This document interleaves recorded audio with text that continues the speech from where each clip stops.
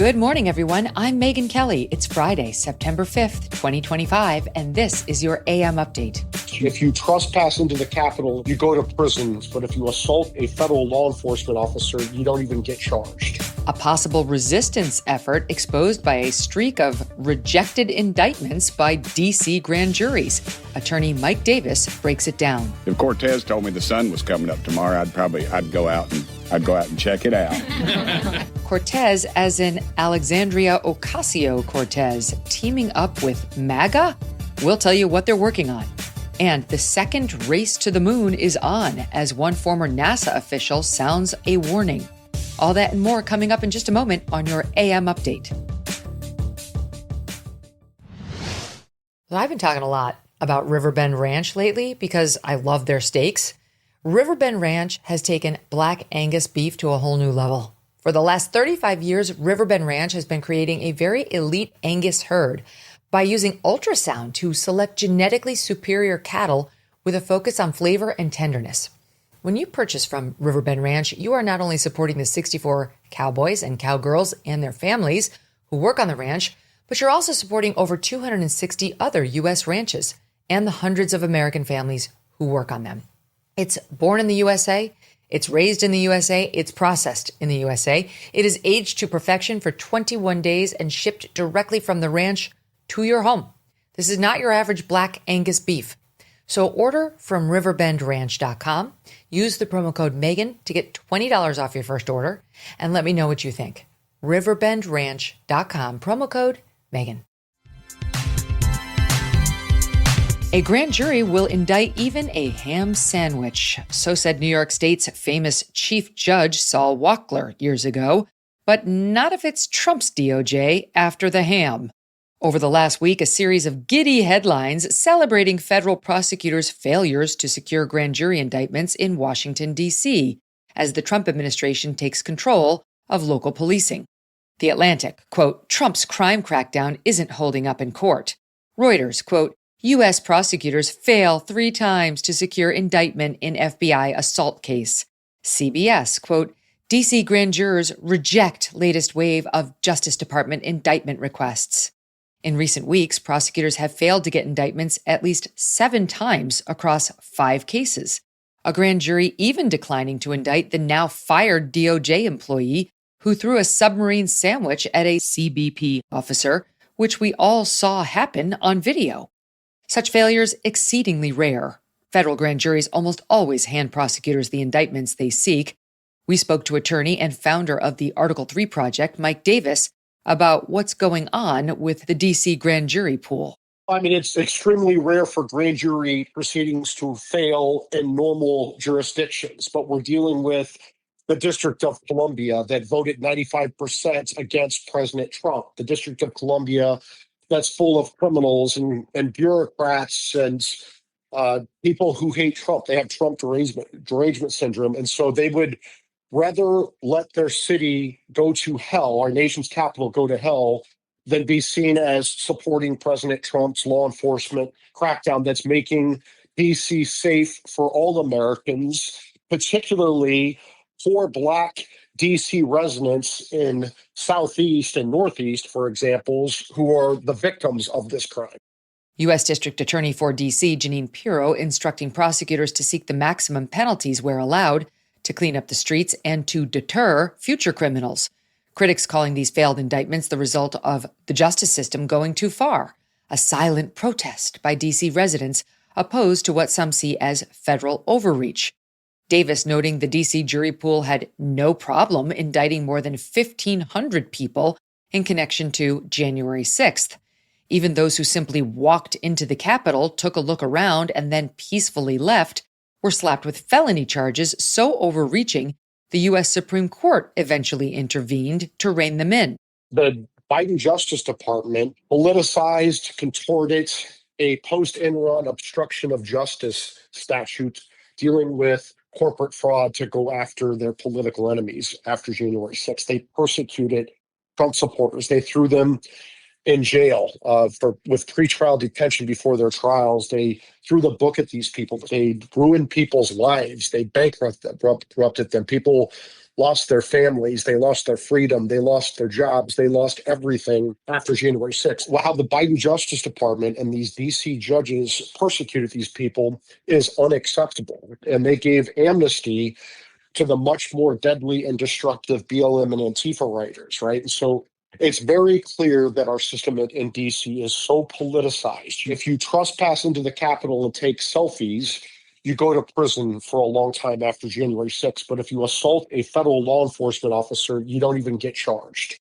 In order for the feds to bring criminal charges, a grand jury must agree there is enough evidence to move forward. If prosecutors cannot secure an indictment, options are limited, though forcing a defendant to navigate the legal system can be some form of punishment, Davis says. You have to indict criminals in the district where the crime occurred, unless the defendant waives that. That's part of our Constitution. And so it makes it very difficult when the grand jury is not indicting criminals. You can still bring misdemeanors against these people who are attacking officers. If the grand jury doesn't want to return felony indictments, then charge these criminals with misdemeanors and make them go through the process. And I always say that even if at the end of the day, these deranged juries are not going to find these criminals guilty, make these criminals still go through the process. Make the process the punishment. Team Trump is trying to make the nation's capital safe and secure. The D.C. mayor, wary of looking soft on crime, just issued an executive order that will pave the way for federal troops to remain there through at least December, leading to praise from the White House and to critics calling her misguided. On Tuesday, D.C.'s Attorney General Brian Schwab breaking with the mayor, suing the Trump administration in federal court, challenging the deployment of National Guard troops. Schwab releasing a statement, quote, "No American city should have the U.S. military, particularly out-of-state military, who are not accountable to the residents and untrained in local law enforcement, policing its streets. We've filed this action to put an end to this illegal federal overreach."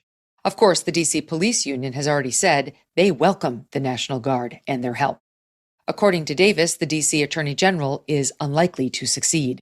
The D.C. Attorney General is suing President Trump because President Trump is deploying the National Guard to help assist with crime in D.C. That is the president's absolute statutory and constitutional power and duty to protect our nation's capital. When the corrupt local Democrat politicians refuse to do their job and they allowed crime to overtake our nation's capital, of course, the president, who is the head of the D.C. National Guard, can use the National Guard to assist law enforcement in putting down crime. I imagine that some local Democrat activist judge on the D.C.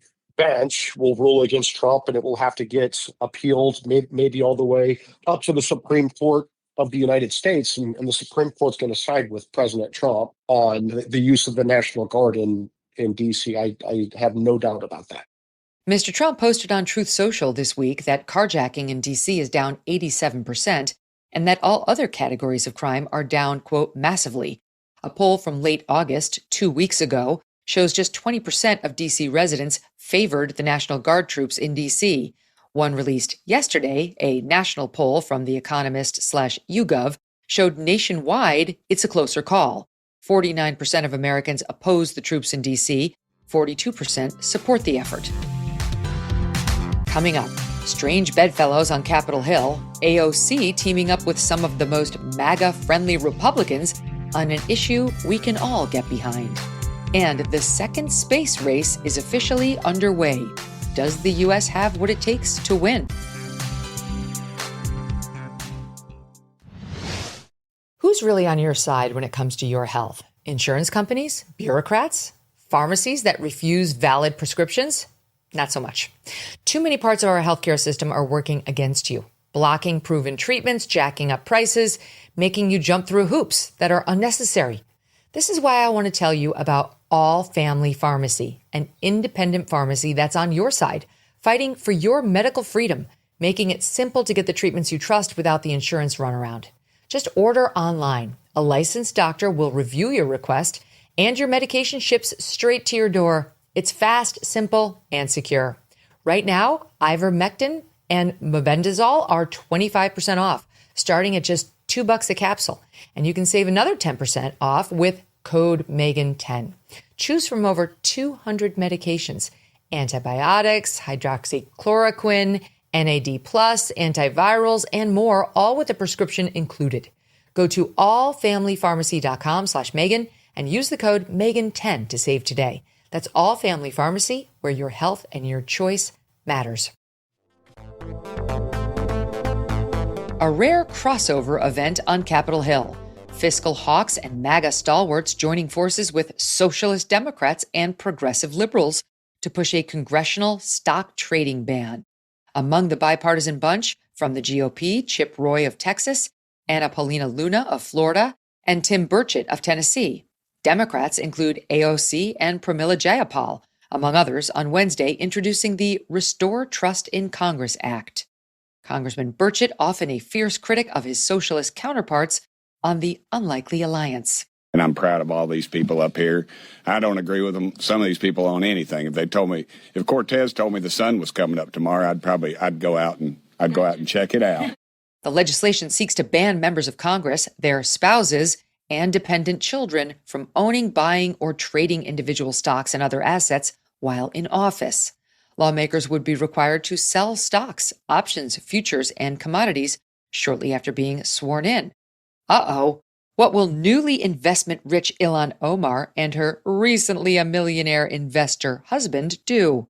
And what about Nancy Pelosi, who raked in between $7.8 and $42.5 million in 2024 alone, meaning her net worth with venture capitalist husband Paul could top $413 million this year, a $43 million jump from the year before, per the Boston Herald, thanks to very timely trades done in Paul Pelosi's name.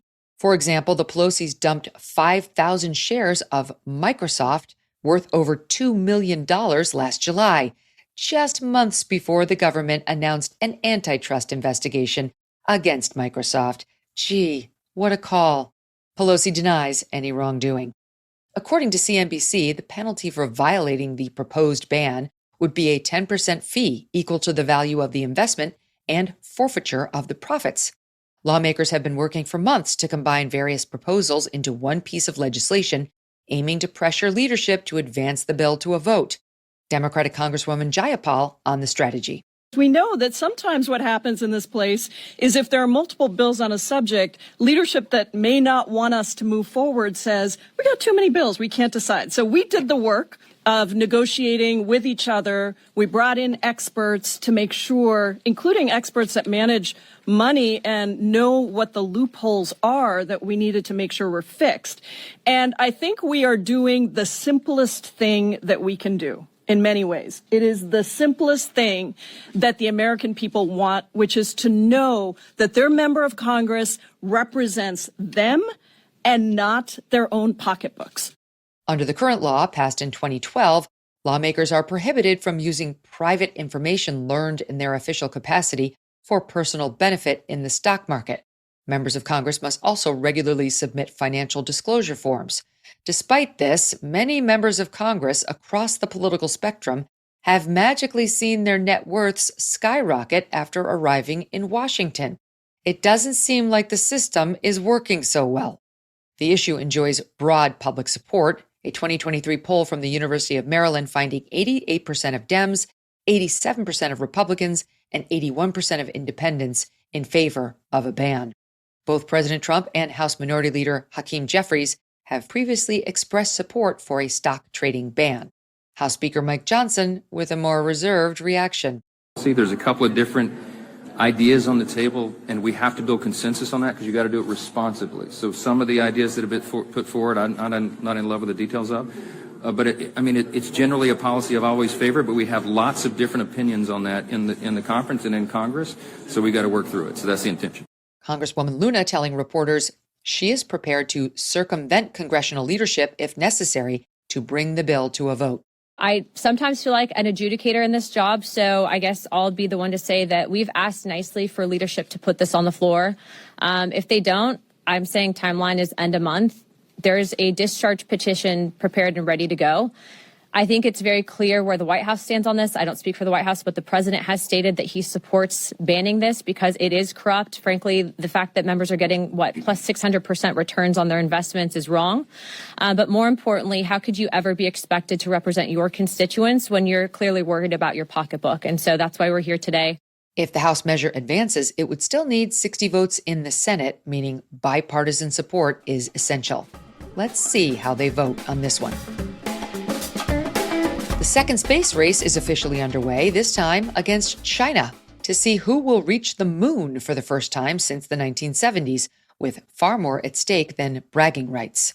Transportation Secretary Sean Duffy saying Tuesday on Fox News that the administration's goal is to put astronauts back on the moon in 2027, following a mission in April 2026 that will send a crew to at least orbit the lunar orb.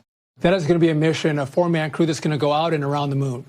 Artemis 3 is going to be when we land back on the moon. We're going to stay for a longer period of time, anywhere from 8 to 12 days on the moon. The longest time in the past was 3 days.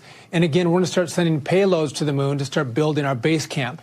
And then from there, again, we want to get in the early 30s to Mars. And this is critical. What we learn on the space station, what we learn on the mission to the moon is going to be critical to make sure we can sustain life. It's an 8+ month mission to Mars, and then you got to stay there, and then you got to come back.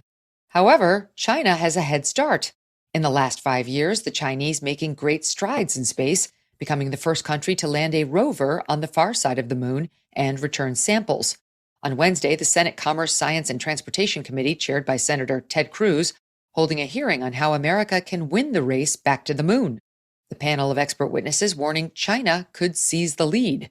Former NASA head under Trump 1.0, Jim Bridenstine, putting it bluntly. It is highly unlikely that we will land on the moon before China.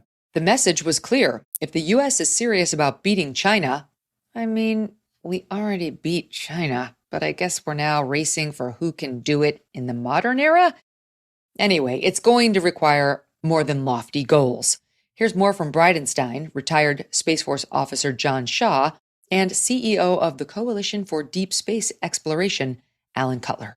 Here's what we don't have today. We don't have a landing system for the moon. Such a grand strategy, which would unify and synergize our national efforts, does not currently exist. The United States appears to trail China for the critical final leg in space to the moon's surface, the development of a lander. We are significantly smaller as a percentage of the federal government than we were back in the Apollo era.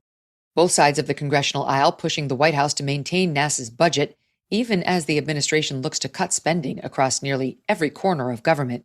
Senator Cruz successfully lobbying for $10 billion in additional funding for what they're calling the Artemis moon mission in the One Big Beautiful Bill. Former Associate NASA Administrator Michael Gold says whoever gets there first will have all of the momentum and the international support. We've had tremendous success with the Artemis Accords. 56 countries have signed. The Chinese only have 13 for their International Lunar Space Research Station program. But if we're not first, trust me, those numbers will change. And the fear, China will eventually outspend us in space. It's inevitable. We must out-entrepreneur them. The race is on. And that'll do it for your AM update. I'm Megyn Kelly. Join me back here for the Megyn Kelly Show, live on SiriusXM Triumph Channel 111 at noon East, on youtube.com/Megyn Kelly, and on all podcast platforms.